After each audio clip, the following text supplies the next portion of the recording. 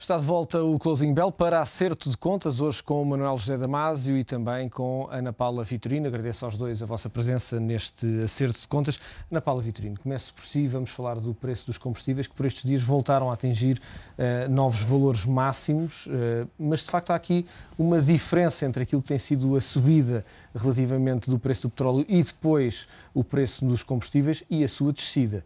Não parece haver aqui uma correlação muito linear entre as duas coisas. Não, há de facto, de facto é estranho porque aparentemente existe uma subida do preço dos combustíveis superior àquilo que seria a subida expectável face ao aumento do custo do petróleo.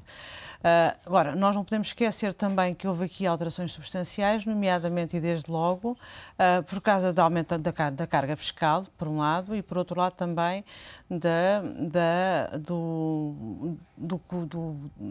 do custo do euro, ou seja, nós temos aqui um acréscimo relativamente aos nossos fornecedores, nomeadamente relativamente à Libra e relativamente ao dólar, que se justifica com essas duas componentes. E, portanto, nós não podemos encarar as coisas com aquela visão simplista.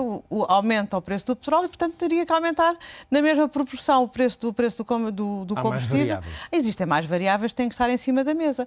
Agora, existe, acima de tudo, reflexões que têm que ser feitas relativamente a essa matéria. E eu julgo que em Portugal essa reflexão tem sido feita nos últimos anos e muito bem feita.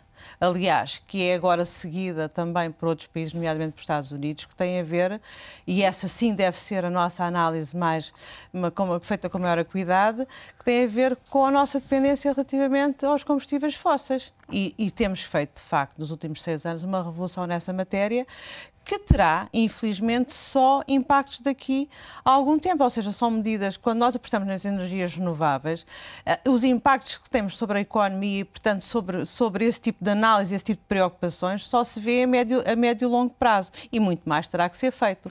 Agora, acho que, de facto, existem justificações óbvias relativamente a esse desajustamento entre uma subida de uma coisa e outra, mas existe uma reflexão que deve ser feita para além dessa apreciação simplista. Olhando para a questão das energias renováveis, temos de facto um rácio que é muitíssimo mais alto que a maior parte dos países a nível mundial e a nível europeu, que nos comparamos mais diretamente, mas de facto são energias que, do ponto de vista de custo, ainda continuam a apresentar um custo de produção bastante mais elevado do que as energias fósseis.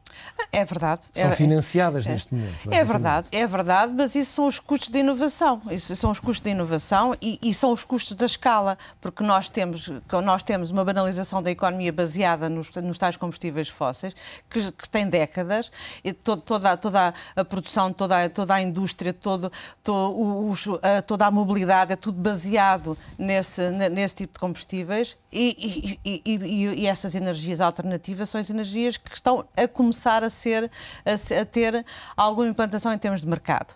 Agora, à medida que forem ganhando escala, começam a diluir-se os custos de investigação e os custos iniciais e começamos a ter preços alternativos.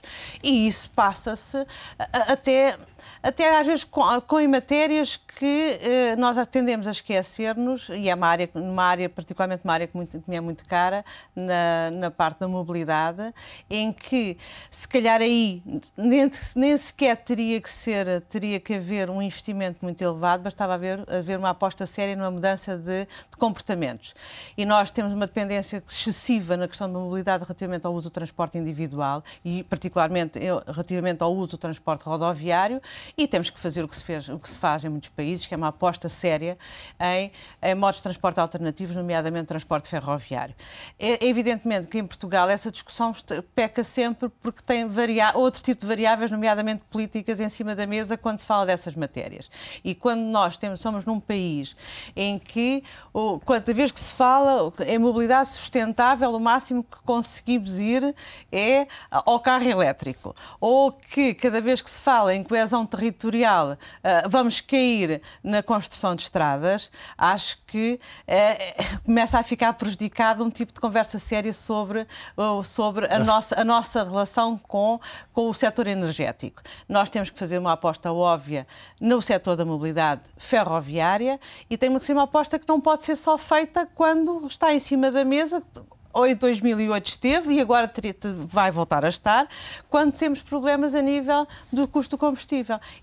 É uma questão que tem que ser, de facto, tem que ser internalizada nas nossas políticas e tem que ser tratada com seriedade e tem que ser tratada nas várias vertentes. Nós, quando falamos em construir linhas de caminho de ferro, não podemos pensar em despesa, também temos que pensar noutras questões, nomeadamente nas questões energéticas, ambientais e também energéticas. E, portanto, isso é uma reflexão urgente que é necessário fazer em Portugal, aliás, de acordo com aquilo que é a política comum de transportes e aquilo que é até a aposta dos Estados Unidos. Ontem, se nós nos olharmos bem para aquilo que foi ontem, a intervenção do Presidente Obama, vemos que aquilo, se calhar aprendeu connosco. Vamos pensar que terá aprendido alguma coisa connosco. E aquilo que são as apostas que ele afirmou-se é aquilo que era o programa do Partido Socialista. O programa do governo do Partido Socialista, porque nós temos, ele faz aqui uma abertura à direita, aos republicanos, dizendo, sim senhor, vamos combater com mais eficiência o déficit, nomeadamente vamos reduzir os gastos do Estado a nível federal, mas existe aqui uma aposta que é uma aposta de investimento, uma aposta no crescimento da economia, que só pode ser feita através de várias vertentes. Inovação tecnológica, educação, energias alternativas, portanto, uma aposta numa política energética a sério e sustentável e também uma aposta no setor ferroviário. Aliás, um dos objetivos para daqui a 25 anos é ter 80% do país coberto com rede ferroviária de alta velocidade. Que é algo que nos Estados Unidos ainda estão muito longe em virtude da aliás, nós conseguimos, estradas. Nessa matéria, conseguimos exportar o nosso know-how. Nós temos os nossos técnicos da RAV a fazerem seminários e a fazer consultoria nos Estados Unidos relativamente a essa matéria. Mas aí a questão da ferroviária é encarada de uma forma muito íntima relativamente à política energética e nós aqui também temos que fazer essa mudança de paradigma, não só comportamental, mas também conceptual. Manuel José Damasio, relativamente ainda ao preço dos combustíveis, a Autoridade da Concorrência tem apresentado vários estudos, alguns profundos, diz sempre que não encontra nenhum tipo de cartelização no setor, mas ainda assim a verdade é que, por exemplo, os hipermercados apresentam preços bem mais baixos e por isso as filas que apresentam nas bombas de gasolina desses mesmos espaços comerciais.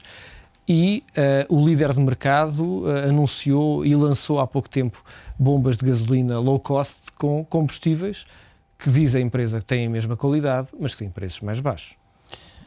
Bem, a questão central dos combustíveis, e eu percebo o enquadramento macro que podemos fazer em torno da questão energética, mas há depois aqui um aspecto, se quisermos, micro no nosso dia-a-dia, e em particular, no momento que vivemos, esta subida dos preços dos combustíveis vem cair na pior altura. Claro. Porque nós estamos numa altura muito particular da atividade económica, independentemente do ciclo económico mais depressivo que possamos estar a passar, há aqui uma altura do ano que corresponde a um acerto tradicional de preços no mercado, ou seja, quando tradicionalmente se dá o acerto de preços por parte de fornecedores às pequenas e médias empresas e às grandes empresas, obviamente, é quando se dá a atualização de rendas, é quando se dá, nomeadamente, a atualização dos custos na logística e esta atualização de preços, ou se quisermos esta subida que temos vindo a assistir nos últimos dias do preço dos combustíveis, nomeadamente do gasóleo. Eu acho que há aqui um aspecto particular, que é o caso do preço do gasóleo face aos outros combustíveis, tem um impacto assustador na atividade económica e é um impacto mais assustador não pelo seu reflexo imediato, se quisermos, na pessoou que vai ao centro ou ao hipermercado abastecer, mas pelo impacto que vai ter a médio e longo prazo, nomeadamente no reflexo na cadeia de valor ao longo deste ano todo, em termos do custo da matéria final.